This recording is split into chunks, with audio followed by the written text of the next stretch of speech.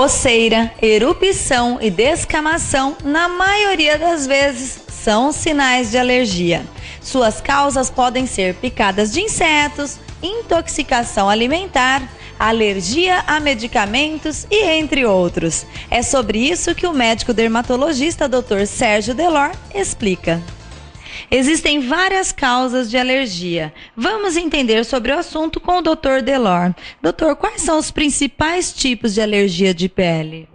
Bom, primeiro a gente tem que entender amplamente o que é alergia. Alergia, na verdade, é uma reação do seu organismo contra alguma coisa que lhe é estranha. O organismo reage como se aquilo fosse um fator que fosse agredir o organismo. Então ele reage contra alguma coisa.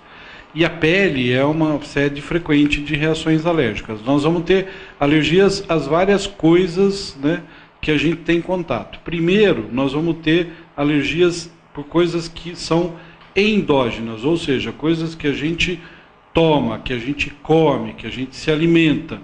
Então, uma fonte muito frequente de alergia, e muitas vezes até grave, são os medicamentos. Talvez sejam os campeões.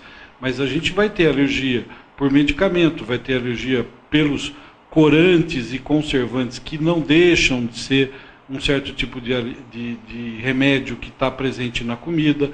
Nós vamos ter alergia aos próprios alimentos. Algumas pessoas podem desenvolver reações alérgicas a alimentos amplamente usados.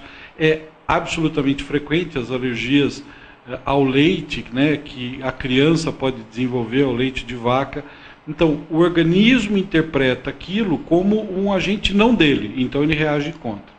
E além das alergias endógenas, a gente pode ter todos os tipos de alergia de contato, ou seja, a pele, quando entra em contato com algumas substâncias, ela pode desencadear um processo alérgico. E aí vai desde substâncias que não dão alergia em ninguém, mas dá alergia especificamente naquela pessoa. Por exemplo, uma pessoa que é alérgica a um perfume que é amplamente usado no mercado, que está na moda, está todo mundo usando e ela não pode usar, porque o organismo dela não aceita alguma substância química que está naquele perfume, ou substâncias que são alergenas, elas desenvolvem alergia em quase todas as pessoas. Muitas vezes, inclusive, são substâncias que irritam a pele e acabam desencadeando alergia. A gente usa algumas dessas substâncias até com fim terapêutico na própria dermatologia. Então, são substâncias químicas que irritam a pele de todo mundo. Como a gente pode identificar essa alergia? Qualquer erupção na pele ou vermelhidão, isso é um sinal de alergia? Veja, muitas vezes é difícil te dar um sintoma único. Essas alergias podem se manifestar através de lesões eczematosas. Eczema é um termo que vem do grego, que quer dizer ebulição, como a pele estivesse fervendo. Então, uma pele eritematosa, que tem saindo líquido, que está coçando. Agora, sempre a alergia, ou na maioria das vezes, a alergia é acompanhada de prurido. O grande sintoma é a coceira, né? E você pode ter essas lesões, então, descamativas, eczematosas.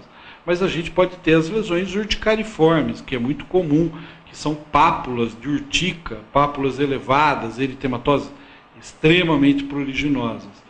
E todas as formas de eritema, de descamação, podem ser manifestações de alergia, tanto, como eu falei, do lado endógeno, daquilo que a gente tomou, comeu, como das alergias de contato. Essas manifestações, elas têm um tempo de duração em média? Depende de quando você tira, se você conseguir isolar e chegar a um diagnóstico do seu agente causal. Se você descobre rapidamente que você é alérgico a uma determinada substância, tanto de uso tópico quanto de uso sistêmico, você eliminando o contato com essa substância, você acaba resolvendo o problema. Isto nem sempre é fácil de fazer. As pessoas têm na sua mente que os testes alérgicos seriam mágicos. Isso não existe. Eu sempre falo aqui no consultório que se o teste alérgico fosse tão mágico, a gente deveria fazer antes de ter alergia. A gente ia andar com uma carteirinha no bolso, falar, eu sou alérgico disso, disso, tudo. Mas é impossível você pegar tudo que está na natureza, todas as substâncias químicas e fazer um teste para saber quem é alérgico a quê. Doutor, quais são as principais fontes?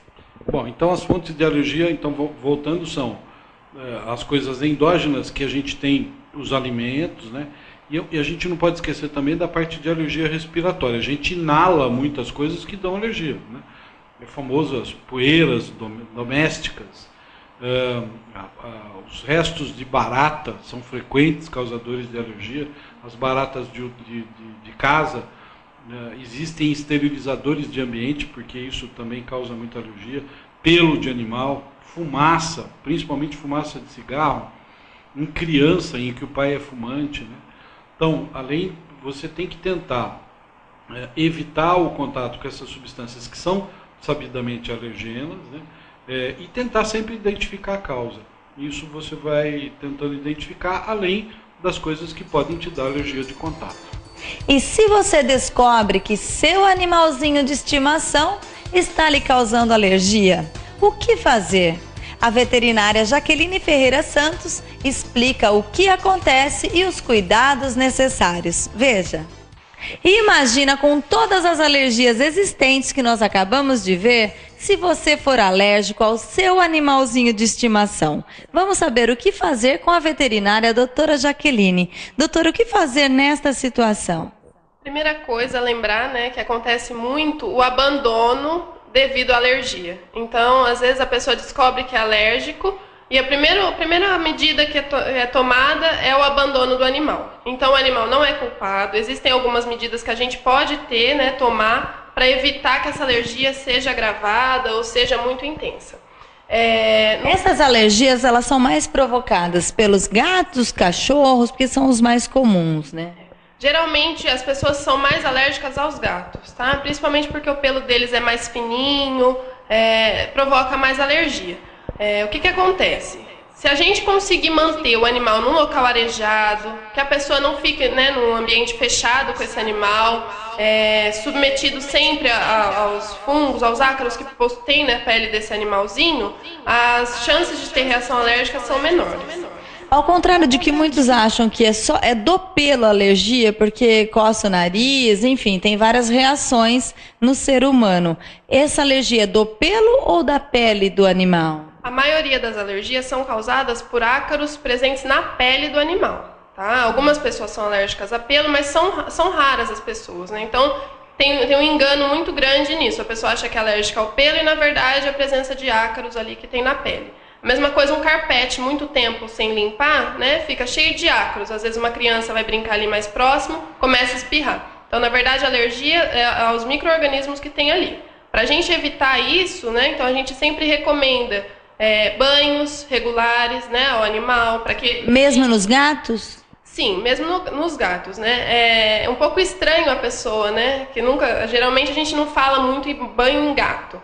Mas no caso de uma família alérgica que tem como de bichinho de estimação um gato em casa, então pode-se pensar sim num banho, nem que seja quinzenalmente, semanalmente, né? Você vai acostumando o gato e ele vai sim se adaptando a isso e a pessoa reduz a alergia, né? A crise alérgica, porque reduz esse número de ácaros na pele, né? Até a queda de pelo mesmo para pessoas que são alérgicas, com banhos regulares, escovação, essa queda de pelo sim reduz, tá? É muito interessante frisar assim, o ambiente, né?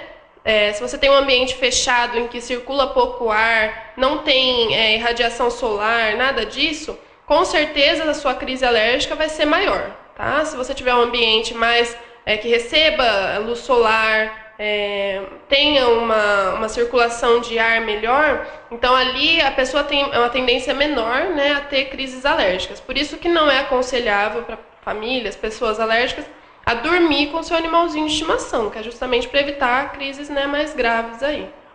Existe algum tipo de produto ou procedimento para minimizar essa situação? Olha, a pele, né, tanto do animal quanto a nossa, ela é composta por uma biota, né? Tem uma vida ali, tem fungos, bactérias que são naturais da pele.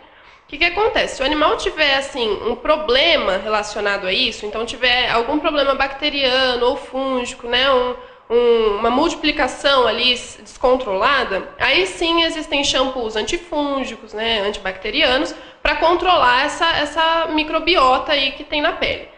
Fora isso, o shampoo neutro, os shampoos, né, usados, recomendados sempre para animal, não usar shampoo humano em animal, né? Esses shampoos, ele já vem assim com a formação necessária para combater, para controlar, na verdade, essa biota, tá? Porque, na verdade, a gente nunca vai eliminar 100% os fungos, bactérias da pele de um animal. Na verdade, a gente reduz e mantém estável isso daí para não provocar alergia na gente, né? Nem ser prejudicial para a saúde do animalzinho também. E, claro, sempre visitar um veterinário. Sim, lógico. Se o animal estiver apresentando, às vezes, uma descamação excessiva na pele, né? Uma oleosidade a mais, alguma coisa que está preocupando ou que está causando alergia, né? Primeiro a pessoa procura o médico e leva, sim, o animal no veterinário, que ele vai poder explicar melhor, orientar sempre a melhor forma de cuidar do seu animalzinho. Lembrando que nunca tomar essa providência que muitos tomam de abandonar o animal com medo aí da crise alérgica com o filho, né? Às vezes tem um filho pequeno e fala, não, meu filho é alérgico, então vou abandonar o animal. Não, procura um veterinário, ele sempre vai conseguir te orientar da melhor maneira, né? De minimizar os danos aí para a criança, para a família toda. O programa Saúde Só por hoje fica por aqui. Lembrando que ele vai ao ar todas as terças-feiras, às 20 horas, com reapresentação aos sábados, às 10 horas da manhã. E você também pode acompanhar pelo site www.edifrediane.com.br. E você, pensou na sua saúde hoje?